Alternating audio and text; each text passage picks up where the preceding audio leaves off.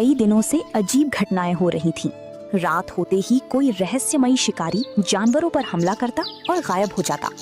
महाराज, नदी किनारे एक हिरण मृत मिला है। सभी जानवर वहां पहुंचे। अजीब बात है, शरीर सही सलामत है लेकिन गर्दन पर गहरे दांतों के निशान हैं। जंगल में डर फैल गया। जंगल के किनारे एक बूढ़ा लकड़बग्घा रहता था जिसका नाम कालू था। वो सभी को कहानियां सुनाता था और सभी उसका सम्मान करते थे।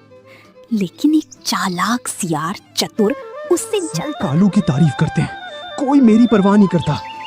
एक दिन मैं इसे सबकी नजरों में गिरा दूंगा। एक दिन चतुर को गांव के पास एक अजीब नीला रसायन मिला। उसने देखा कि इसे खाने वाला जानवर कुछ समय के लिए अपना होश खो देता है। अब खेल शुरू रात हो। को उसने चुपके से कालू के खाने में वो रसायन मिला दिया।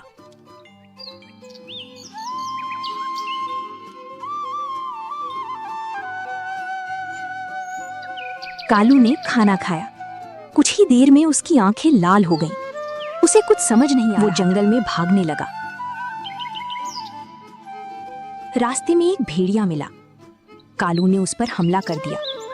लेकिन कुछ देर बाद जब नशा उतरा तो उसे कुछ भी याद नहीं। जानवरों में चर्चा होने लगी। कल रात मैंने किसी बड़े जानवर की परछाई देखी थी। मुझे लगता है कोई राक्षस जंगल में आ गया है। चतुर जानबूझकर अफवाह फैलाने लगा। मैंने सुना है वो लकड़बग्घे जैसा दिखता है। धीरे धीरे सबको जंगल में एक समझदार गधा रहता था जिसका नाम गोपाल था। उसे बात कुछ अजीब लगी। गोपाल बिना सबूत किसी को दोष नहीं देना चाहिए। उसने सच्चाई पता करने का फैसला किया। रात को गोपाल छुपकर कालू का पीछा करने लगा।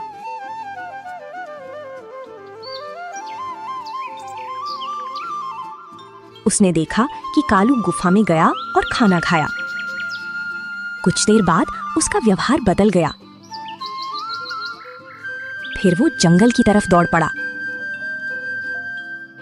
जरूर खाने में कुछ अगली गड़बड़ है। रात गोपाल ने चतुर का पीछा किया।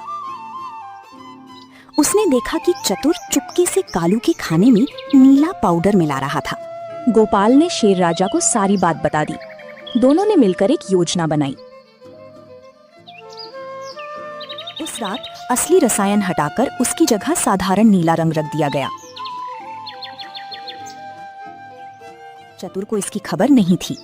रात को चतुर फिर खाने में नीला रंग मिला गया।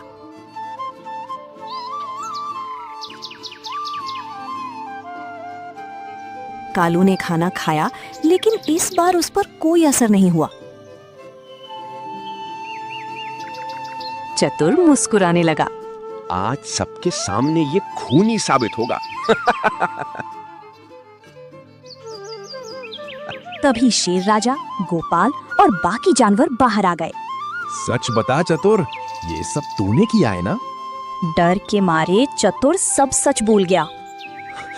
हाँ, मैंने ही कालू के खाने में रसायन मिलाया था। मैं उससे जलता था, इसीलिए मैंने उसे बदनाम करने की योजना बनाई। दोस्ती में धोखा देने से बड़ा पाप कोई नहीं होता। जंगल के नियम के अनुसार तुम्हें कैद की सजा दी जाती है। सभी जानवर कालू से माफी मांगने लगे। हमें बिना जांचे तुम पर शक नहीं करना चाहिए था। गलती इंसान और जानवर दोनों से होती है, लेकिन सच हमेशा सामने आता है। ईर्ष्या इंसान को अंधा बना देती है और बिना सच्चाई जाने किसी पर आरोप लगाना भी गलत है।